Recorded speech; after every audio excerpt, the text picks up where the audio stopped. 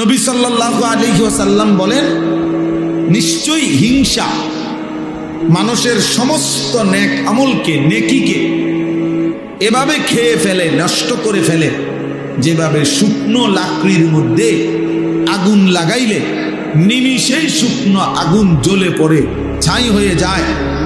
আল্লাহ নবী বলেন, হিংসা মানুষের বাকি সমস্ত নেক আমলকে এভাবে শেষ করে ফেলে। তাইলে বিষয়টা যদি শুধু যেটা করছি এটার গুনাহ হইতো, তাইলেও তো একটা কথা ছিল, কিন্তু এইটা তো আমার বাকি নেক আমল সবগুলোকে কি করে দিল, নষ্ট করে। তাইলে এখন বাহ্যিক হাত পাও চোখ দিয়া যে গুনাহ করে, কারো কোনো কিছু অন্যায়ভাবে নিয়ে নিল হাত দিয়ে, তো এটা গুনাহ, কিন্তু এটার গুনাহ।